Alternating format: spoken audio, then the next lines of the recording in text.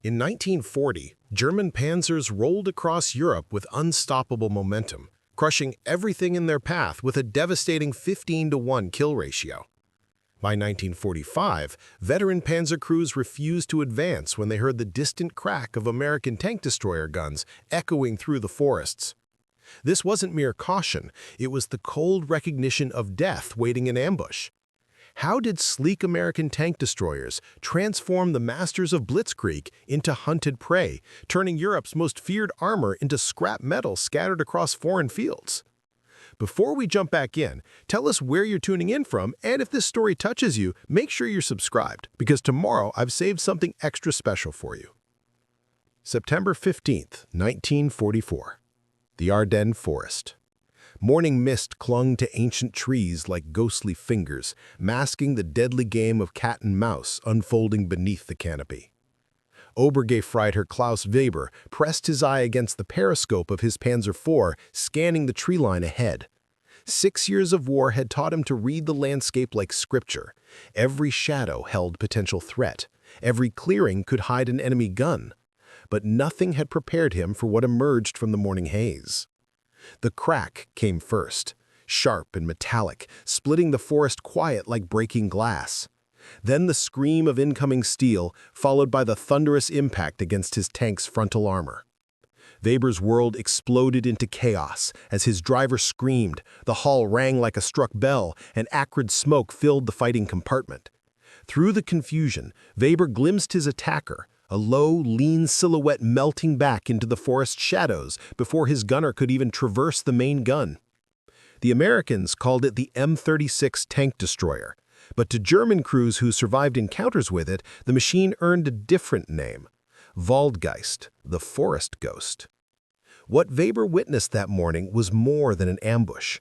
It was the culmination of a tactical revolution that had been building since American forces first set foot in Europe. The age of the Panzer, built on speed, shock, and overwhelming firepower, was ending. In its place rose a new doctrine of patience, precision, and predatory cunning that would transform the hunters of the Eastern Front into prey stalked through the forests of France and Germany. The story of this transformation begins not in the forests of Europe, but in the doctrinal debates raging through American military academies in the late 1930s. While German theorists perfected the art of combined arms assault, American tacticians grappled with a different problem entirely. How do you stop an unstoppable force? The German Wehrmacht of 1940 represented the pinnacle of mechanized warfare evolution. From the rolling plains of Poland to the forests of France, panzer divisions had rewritten the rules of land combat through a doctrine they called blitzkrieg, lightning war. At its heart lay the concept of concentrated armor striking at the enemy's weakest point, punching through defensive lines and racing deep into the rear areas to paralyze command and supply. The machines that made this doctrine possible were marvels of German engineering and tactical thought. The Panzer III, backbone of early German armor, mounted a high-velocity 50mm gun capable of penetrating any Allied tank at combat ranges. Its crews, trained in the aggressive tactics developed during the Spanish Civil War and refined through the conquest of Poland, approached battle with the confidence of proven masters. But it was the Panzer IV that truly embodied German armor supremacy. Originally designed as an infantry support weapon, it had evolved into a tank killer of terrifying efficiency. The long-barreled 75mm KWK-40 gun could punch through 4 inches of armor at a kilometer, while its well-trained crews possessed an institutional knowledge of tank warfare unmatched anywhere in the world. German panzer crews were not merely soldiers, they were craftsmen of destruction. Each tank commander had survived months of intensive training, learning not just to fight his individual tank, vehicle, but to coordinate with other tanks, infantry, artillery, and aircraft in seamless combined operations. The average panzer commander of 1943 had participated in campaigns across half of Europe, accumulating experience that no peacetime training could replicate. The doctrine that governed their employment was equally refined. German ardor tactics emphasized aggressive advance, rapid concentration of firepower, and relentless exploitation of success. When panzers encountered resistance, they did not grind forward in costly frontal assaults.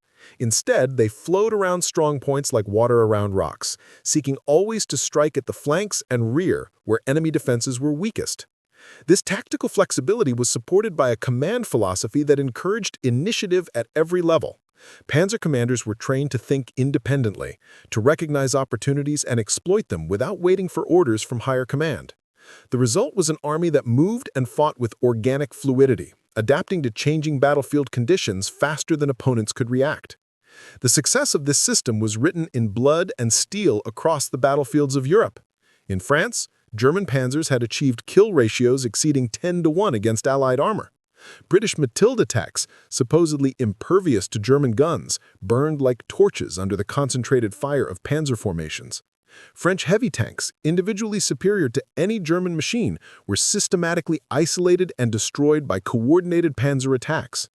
The psychological impact of these victories was as important as the tactical results. By 1941, German panzer crews possessed an aura of invincibility that preceded them into battle. Allied tank crews spoke in hushed tones of encounters with German armor, describing not individual tanks but unstoppable forces of nature that appeared without warning and vanished after leaving destruction in their wake. This confidence was not merely institutional, it was personal and deeply held. Hans Müller, a panzer commander who fought from France to the gates of Moscow, later described the feeling of commanding a Panzer IV in 1942. "We felt like knights in steel armor, masters of the battlefield. When we appeared, the enemy scattered. Their tanks were targets, not opponents. The very sound of our engines was enough to break their will to fight." Such confidence was not misplaced. The German training system produced crews who could hit moving targets at ranges exceeding 2 kilometers, who could coordinate complex maneuvers while under fire, who could repair battle damage and return to combat within hours. More importantly, it produced leaders who understood that tank warfare was not about individual duels, but about system versus system, doctrine versus doctrine. The institutional knowledge embedded within German panzer formations represented decades of tactical evolution. From the first experiments with mechanized warfare in the 1920s, through the proving grounds of Spain and Poland, German armor doctrine had been tested, refined, and perfected in actual combat. By 1943, panzer tactics had achieved a level of sophistication that made German armor the standard by which all other forces measured themselves. Yet, while German crews celebrated their mastery of armored warfare, across the Atlantic Ocean, American military thinkers were developing a radically different approach to the same problem. Where Germans saw tanks as weapons of exploitation and breakthrough, Americans began to envision armor as a target to be hunted and destroyed through systematic application of superior firepower and tactical cunning. Preparing and narrating this story took us a lot of time, so if you are enjoying it, subscribe to our channel. It means a lot to us. Now back to the story. Developed weapons and tactics specifically designed to neutralize German armor advantages. This insight led to the development of a new category of armored fighting vehicle, the tank destroyer. Unlike traditional tanks designed for multiple roles, including infantry support and breakthrough operations, tank destroyers had one mission: to find, fix, and destroy enemy armor through any means necessary. The machines that emerged from this doctrinal evolution were unlike anything seen before on battlefields. The M10 Wolverine mounted a powerful 3-inch anti-tank gun on a modified Sherman chassis, but what made it revolutionary was not its firepower alone, but its tactical employment. Tank destroyers were designed to fight from concealed positions, using mobility and camouflage rather than armor protection to survive on the battlefield. The M36 Jackson represented the pinnacle of this design philosophy. Its 90mm gun could penetrate the frontal armor of any German tank at combat ranges, while its open-topped turret allowed for rapid ammunition handling and superior battlefield observation. More importantly, its relatively light weight and powerful engine gave it strategic mobility that heavier tanks could not match. But the true innovation lay not in the machines themselves, but in the tactics developed to employ them. American tank destroyer doctrine emphasized patience over aggression, precision over volume of fire, and tactical intelligence over brute force.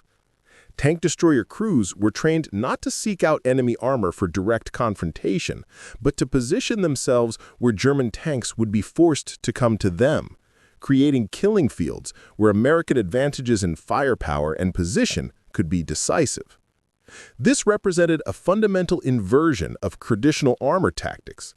Where Panzer doctrine emphasized aggressive advance and rapid exploitation of success, tank destroyer tactics focused on defensive positioning and patient ambush. Where German crews were trained to seek decisive engagement, American crews learned to avoid fair fights entirely, striking from concealed positions and withdrawing before enemy forces could react. The psychological foundation of this doctrine was as important as its tactical elements. German panzer crews were trained to think of themselves as predators, hunting enemy armor across the battlefield. American tank destroyer crews were taught to think like snipers, patient hunters who studied their prey's habits and struck from perfect concealment at the moment of maximum vulnerability. Training reflected these doctrinal differences.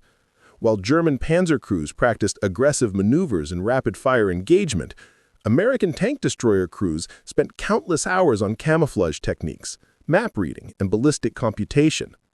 They learned to read terrain not as an obstacle to overcome, but as an ally to exploit, identifying positions that offered concealment from ground observation while maintaining clear fields of fire toward likely German approach routes. The crews that emerged from this training were fundamentally different from their German counterparts.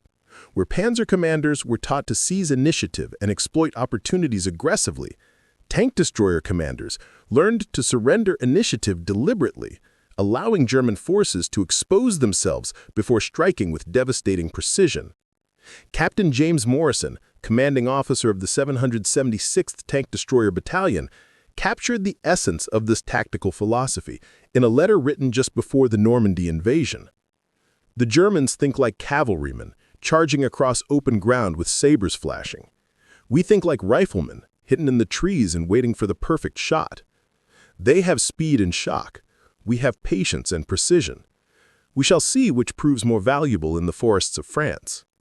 Engagements that followed would prove which approach to armored warfare would dominate the final years of the European conflict. At Monte Battaglia, in October 1944, elements of the 1st Armored Division, supported by attached tank destroyer battalions, faced off against Panzer Grenadier formations equipped with assault guns and tank destroyers of their own. The battle that ensued became a masterclass in the evolution of armored tactics, as German crews trained in the aggressive doctrines of blitzkrieg encountered American forces that refused to fight according to the established rules. The German attack began in classic fashion. Assault guns advanced in coordinated groups seeking to overwhelm American positions through concentrated firepower and aggressive maneuver. Panzer Grenadiers followed closely, ready to exploit any breakthrough and advance deep into American rear areas. But the Americans did not react as German doctrine predicted. Instead of counterattacking immediately to restore the front line, American tank destroyers remained hidden in carefully prepared positions, allowing German forces to advance into predetermined killing zones. Only when German assault guns were fully committed to the attack, their flanks exposed and retreat routes compromised, did American guns open fire. The results were devastating. German assault guns, accustomed to engaging enemies who fought back immediately, found themselves taking fire from multiple directions simultaneously. Their return fire struck empty positions. The Americans had fired and immediately displaced to alternate positions, following tactics learned through months of careful preparation. Obergefreiter Friedrich Steiner, commanding a Stug 3 assault gun during the Monte Battaglia engagement, later described the psychological impact of facing American tank destroyer tactics for the first time. It was like fighting ghosts. We would advance to contact, expecting the Americans to reveal their positions by firing at us. Instead, silence. Then, when we were committed to the attack and could not easily withdraw, the forest would explode with gunfire from positions we had not even suspected existed. By the time we could react, they were gone, and we were left smoking in the valley. This pattern repeated itself across the Italian front as American tank destroyer battalions refined their tactics through combat experience. German commanders, trained in the doctrine of rapid decision and aggressive exploitation, found themselves facing an enemy that deliberately avoided decisive engagement while systematically destroying German armor through ambush and attrition. The tactical lessons learned in Italy would prove invaluable when American forces landed in France and began the campaign that would carry them to the heart of Germany. By June 1944, American tank destroyer crews had evolved from novices learning their trade to master practitioners of a new form of armored warfare, one that would prove ideally suited to the forests and villages of Western Europe. As Allied forces established themselves in Normandy and began the breakout that would carry them across France, German panzer divisions prepared to demonstrate once again the tactical superiority that had carried them to victory across half of Europe. They were confident in their machines, their training, and their doctrine. They had every reason to believe that American armor, like Polish and French armor before it, would prove no match for German tactical superiority and battlefield experience. They could not have been more wrong.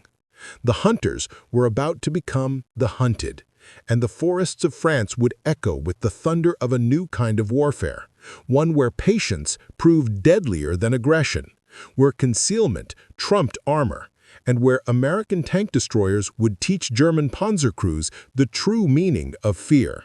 Meet American tank destroyer tactics in a series of engagements that would prove which approach to mechanized warfare would dominate the modern battlefield.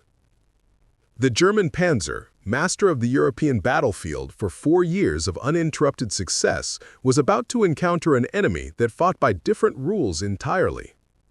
In the shadows of French forests and behind the hedgerows of Norman farmland, American tank destroyers waited with the patience of skilled hunters, their guns trained on the approaches German armor would be forced to use.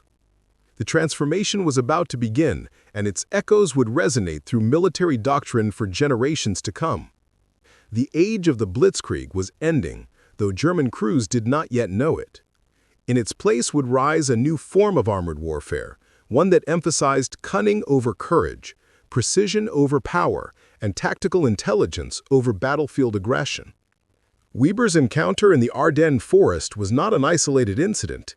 It was symptomatic of a fundamental shift in the nature of armored combat that had been building since American forces first engaged German armor in significant numbers. The confident panzer crews who had rolled across Europe with seemingly unstoppable momentum were about to learn that their greatest strength, the aggressive doctrine that had brought them victory after victory, had become their most dangerous vulnerability when facing an enemy that refused to fight according to the established rules of armored warfare. The lessons of Monte Battaglia and countless other engagements across the Italian peninsula had taught American tank destroyer crews that German armor could be defeated not through direct confrontation, but through patient application of superior tactical intelligence and firepower. The forests of France and Germany would provide the perfect laboratory for testing these lessons on a scale that would determine the outcome of the war itself. As 1944 turned toward its final months, the stage was set for the greatest test of competing armored doctrines in military history. German panzer crews, still confident in their tactical superiority despite mounting losses, would face American tank destroyer formations that had evolved into precision instruments of mechanized warfare. The outcome would determine not just the fate of individual battles, but the future direction of armored doctrine for decades to come. The hunter was about to become the hunted, and the forests of Europe would witness the birth of a new form of warfare, one where the patient predator would prove deadlier than the charging cavalrymen, where American innovation would triumph over German tradition, and where the distinctive crack of tank destroyer guns would become the sound of death to panzer crews who had once believed themselves masters of the battlefield. In hidden positions throughout the European forest, American tank destroyer crews adjusted their gun sights and waited for targets that German doctrine would inevitably provide. The transformation was about to accelerate, and its consequences would reshape not just the immediate course of the war, but the fundamental nature of mechanized combat itself. The story of how American tank destroyer tactics shattered German armor supremacy was about to enter its decisive phase. with consequences that neither side could fully anticipate, but both would be forced to confront as the war ground toward its inevitable conclusion. The breakthrough came at St. Vith on December 18, 1944. Hauptmann Ernst Richter had commanded panzers since the invasion of France, his Knight's Cross earned through 3 years of armored combat across 2 continents. His Panzer IV bore the scars of Kursk, Normandy, and a dozen smaller engagements, each dent and burn mark a testament to survival against increasingly desperate odds. Yet nothing in his experience had prepared him for what awaited in the snow-covered forests of Belgium. The morning offensive began according to plan. Richter's company advanced in line abreast through the pine forest, their engines growling with mechanical confidence despite the bitter cold. Intelligence indicated minimal American resistance, scattered infantry units, and perhaps a few Sherman tanks positioned defensively around the village approaches. Standard procedure called for a rapid advance to contact, followed by concentrated fire to suppress enemy positions before the infantry assault. The forest remained silent as German armor penetrated deeper into American defensive zones. Richter scanned the tree line through his commander's cupola, noting the absence of muzzle flashes or movement that typically betrayed enemy positions. Either the Americans had withdrawn during the night, or they possessed a level of fire discipline that seemed unlikely given their reputation for aggressive tactics.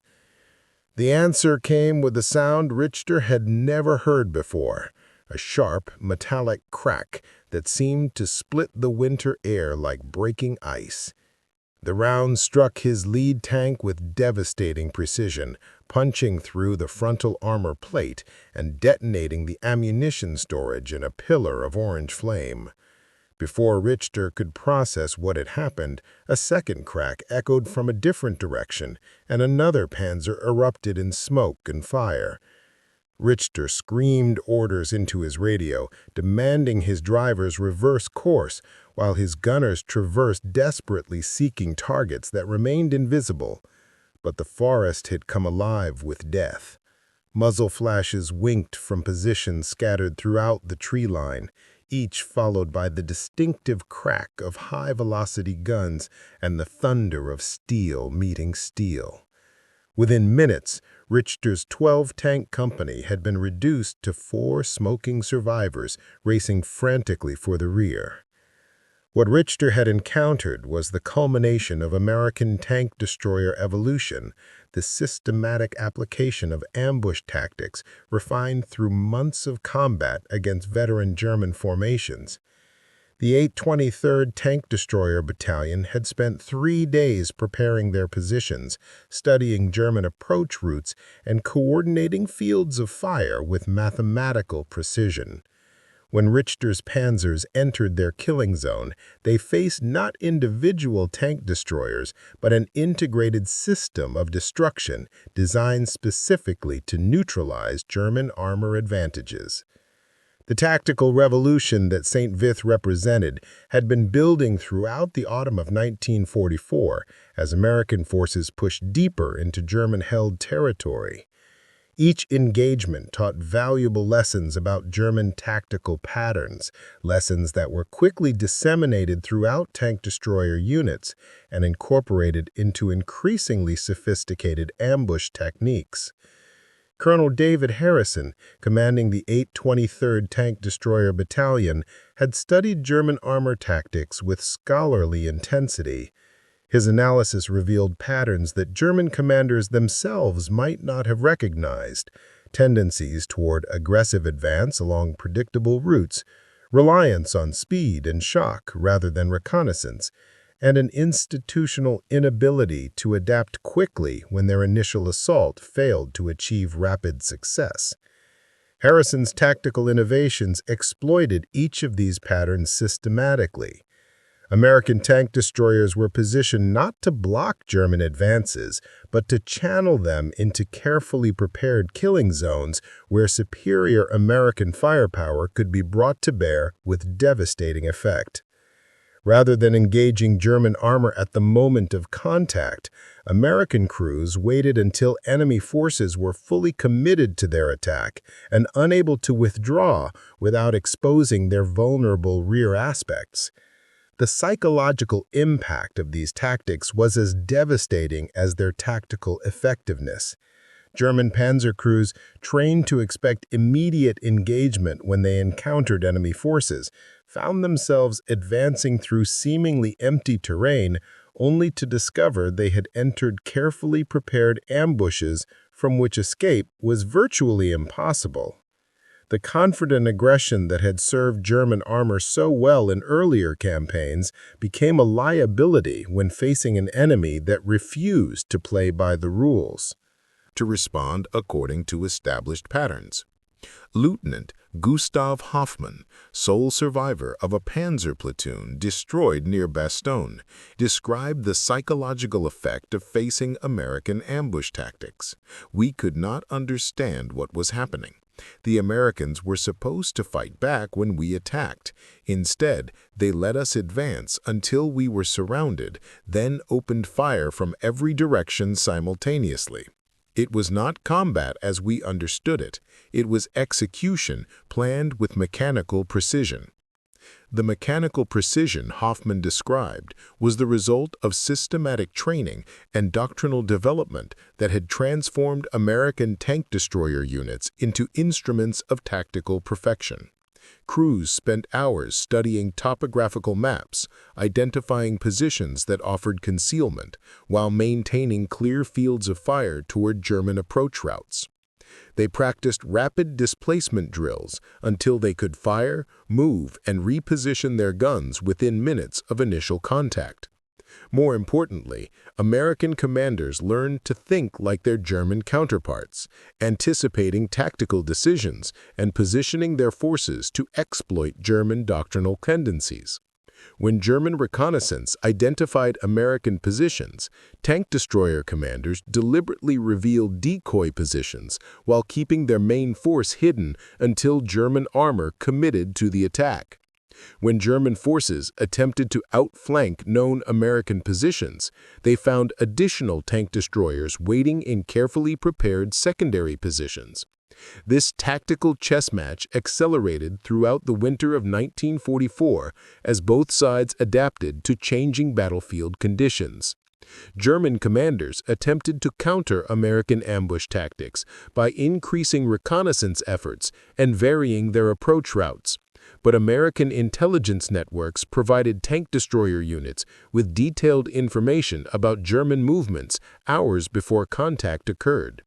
Radio intercepts, aerial reconnaissance, and reports from French resistance fighters combined to give American forces unprecedented insight into German tactical intentions. The technical superiority of American tank destroyer guns compounded German tactical difficulties. The 90mm gun mounted on the M36 could penetrate German armor at ranges exceeding 2,000 meters, while the most common German tank gun could not effectively engage American positions at distances greater than 1,200 meters. This range advantage allowed American crews to engage German armor from positions that were effectively immune to return fire, transforming tank combat from a mutual exchange of fire into a one-sided slaughter. Sergeant Thomas Mitchell of the 776th Tank Destroyer Battalion described the tactical advantage this firepower superiority provided. We could see them coming long before they could effectively engage us. Our guns could punch through their armor at ranges where their return fire would bounce off a brick wall. It wasn't really combat, it was more like target practice with consequences. The consequences Mitchell described were measured in steadily mounting German armor losses throughout the winter campaign. Tank destroyer battalions reported kill ratios exceeding 8-to-1 in engagements where they successfully achieved tactical surprise. Even more significantly, German armor units began reporting psychological casualties, experienced crews who refused combat assignments, or suffered nervous breakdowns when ordered to advance through terrain suitable for American ambush tactics. Major Wilhelm Kruger, a veteran Panzer Battalion commander, witnessed the psychological collapse of his most experienced crews during the Bulge offensive. Men who had fought from Poland to Moscow suddenly became paralyzed with fear at the thought of advancing through forest terrain. They had seen too many comrades die in American ambushes. The sound of breaking branches or shifting snow was enough to make veteran crews abandon their positions and retreat. The Americans had achieved something unprecedented. They had achieved psychological ascendancy. Made German panzer crews afraid of their own shadows. This fear was not irrational, but based on harsh tactical reality. German armor doctrine provided no effective counter to systematic ambush tactics employed by well-trained and properly positioned tank destroyer units. Traditional German solutions, aggressive maneuver, and concentrated firepower proved counterproductive when facing enemies who used German aggression against them. The more aggressively German armor advanced, the more completely they exposed themselves to American ambush positions. The climactic demonstration of American tactical superiority came during the defense of Bastogne, where elements of 3 tank destroyer battalions created interlocking fields of fire that channeled German armor into killing zones from which escape was virtually impossible. German commanders, recognizing that direct assault had become suicidal, attempted to bypass American positions entirely, only to discover that tank destroyer mobility allowed American units to reposition faster than German forces could maneuver around them. The siege of Bastogne revealed another crucial advantage of American tank destroyer tactics: their integration with other arms. Unlike German panzers, which operated as semi-independent formations, American tank destroyers functioned as components of larger defensive systems that included artillery, infantry, and air support. When German armor attempted to assault American positions, they faced not just tank destroyer guns, but coordinated fire from multiple weapon systems designed to complement each other's capabilities. Captain Robert Sterling, commanding a company of M36 tank destroyers during the Bastogne defense, coordinated his fires with nearby artillery batteries to create a devastating combination of direct and indirect fire. We would engage German armor at maximum range with our main guns, forcing them to button up and lose situational awareness. Meanwhile, artillery would drop airburst shells above their positions to suppress their infantry support. By the time German tanks reached effective range, they were isolated, blind, and facing fresh targets they had not even detected. This systematic integration of fires represented a fundamental evolution in American tactical doctrine that German commanders struggled to counter. Their own tactical system, perfected during the early war period, assumed that concentrated armor could overwhelm defensive positions through speed and shock, before enemy forces could coordinate effective responses. Against American defenders who had spent months preparing integrated defensive positions, German assault tactics became predictably suicidal. The mathematical precision of American defensive planning was perhaps most clearly demonstrated in the defense of the Malmedy Crossroads, where Major Frank Williams positioned his tank destroyers according to calculated fields of fire that provided overlapping coverage of every possible German approach route. German reconnaissance identified American positions and planned their attack accordingly, but Williams had anticipated German tactical responses and prepared secondary positions that covered the likely German flanking routes.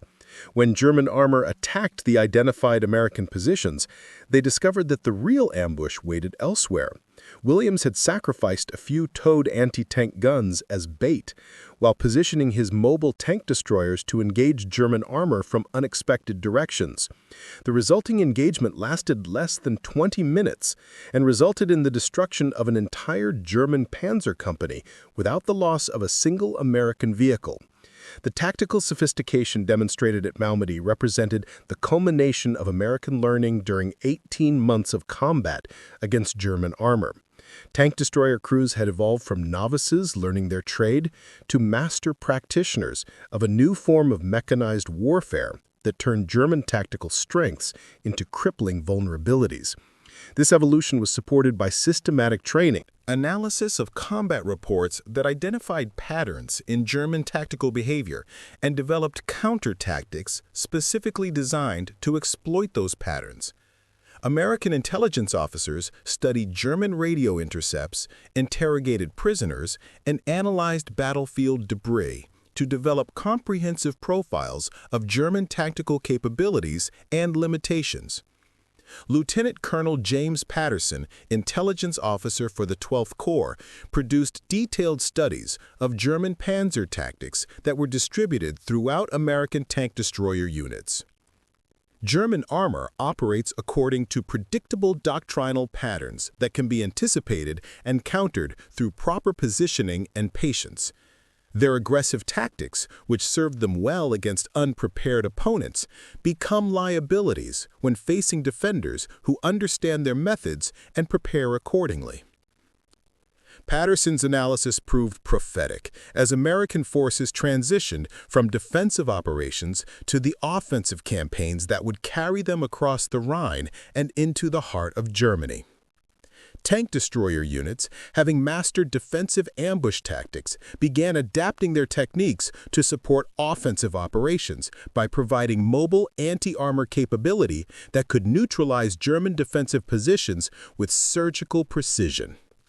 The spring offensive of 1945 demonstrated how completely American tank destroyer tactics had evolved beyond their original defensive role. Tank destroyer battalions operating in support of advancing infantry divisions used their mobility and firepower to eliminate German strongpoints that would have required costly frontal assaults to reduce through conventional means. Instead of charging German positions with tanks and infantry, American commanders positioned tank destroyers in concealed locations from which they could engage German defensive positions with devastating long-range fire. The Siege of Cologne illustrated this tactical evolution perfectly. German defenders had converted the ancient city into a fortress, with anti-tank guns and Panzerfausts positioned to cover every approach route. American infantry would have suffered enormous casualties attempting to assault these positions directly. Instead, tank destroyer units positioned themselves in the ruins of suburban buildings from which they could engage German positions with direct fire while remaining effectively immune to return fire. Major Heinrich Schultz, commanding German forces defending Cologne's eastern approaches, described the psychological impact of facing systematic tank destroyer fire. "They did not attack us directly. Instead, they destroyed our positions piece by piece with precision fire from positions we could not locate or effectively engage. It was like being dissected by surgeons rather than killed by soldiers. There was no glory in such death, no opportunity for heroic resistance, only the certainty of inevitable destruction." The inevitability Schultz described was the product of American tactical evolution that had transformed tank destroyers from defensive weapons into instruments of systematic destruction, capable of neutralizing any German defensive position through patient application of superior firepower and tactical intelligence. German commanders found themselves facing enemies who possessed not only superior equipment, but superior understanding of how to employ that equipment for maximum tactical effect. This superior understanding was demonstrated repeatedly as American forces crossed the Rhine and advanced into Germany itself. Tank destroyer units, operating in close coordination with infantry and artillery, systematically reduced German resistance through techniques that minimized American casualties while maximizing destruction of German defensive capabilities. The final phase of the European campaign witnessed German attempts to develop new tactics specifically designed to counter American tank destroyer capabilities. German engineers produced new weapons, including improved Panzerfaust and portable anti-tank rockets, while tactical doctrine was modified to emphasize dispersion and mobility rather than concentrated defensive positions.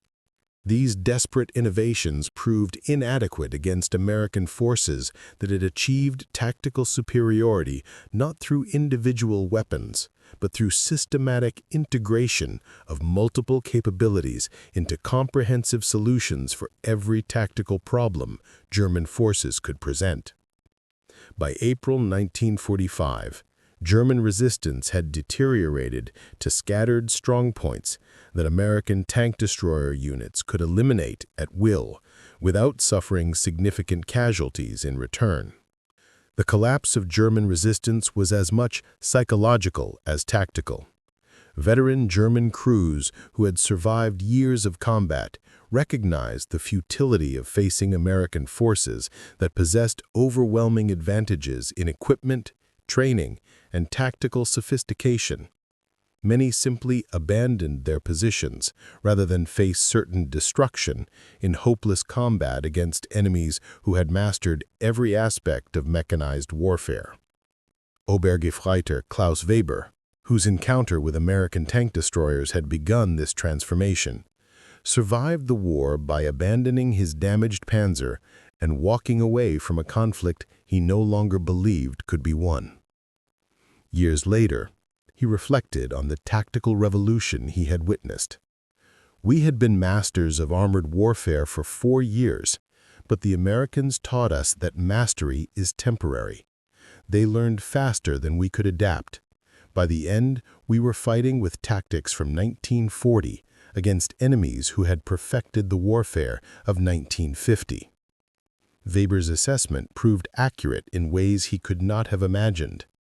The tank destroyer tactics perfected during the European campaign would influence armored doctrine for decades to come, establishing principles of mobile anti-armor warfare that remain relevant in contemporary military planning.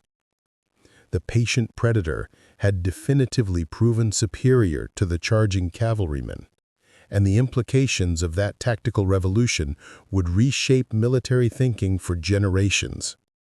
The final accounting of the European campaign revealed the extent of American tactical success.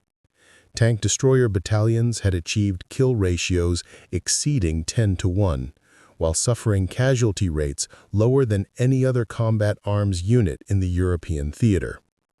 More significantly, they had demonstrated that superior tactics could overcome even the most experienced and well-equipped enemy forces when properly applied with patience, intelligence, and systematic preparation.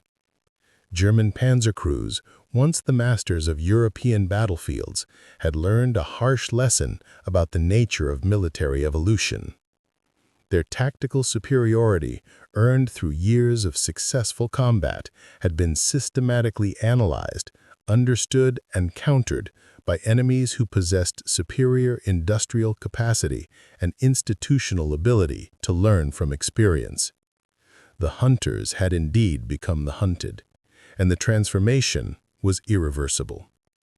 The forests of Europe, which had witnessed the birth of German armor supremacy, had also witnessed its destruction. In those shadowed depths, American tank destroyer crews had perfected techniques that would influence military doctrine long after the guns fell silent. The crack of tank destroyer guns, once unknown on European battlefields, had become the sound of tactical evolution itself, proof that in warfare, as in nature, the predator who fails to evolve eventually becomes prey. The legacy of this transformation extended far beyond individual battles or campaigns. American tank destroyer tactics had demonstrated fundamental principles about the nature of modern warfare that would influence military planning throughout the Cold War and beyond. The importance of intelligence, the value of patience over aggression, and the decisive advantage of superior training and equipment integration became doctrinal foundations for military forces worldwide. The German Panzer, symbol of blitzkrieg warfare and mechanized supremacy, had met its match not in superior technology alone, but in superior tactical thinking applied with methodical composure. Precision. The age of the charging cavalryman was ending, replaced by an era of calculated destruction, where victory belonged to those who could think faster, plan better, and execute more precisely than their opponents. In the end, the story of how American tank destroyer tactics shattered German armor supremacy was not just about weapons or battles, it was about the eternal military truth that tactics, training, and intelligence matter more than tradition, courage, or past success. The forests of Europe had taught that lesson with brutal clarity, and its echoes would resonate through military doctrine for decades to come. Up next, you've got two more standout stories right on your screen. If this one hit the mark, you won't want to pass these up. Just click and check them out.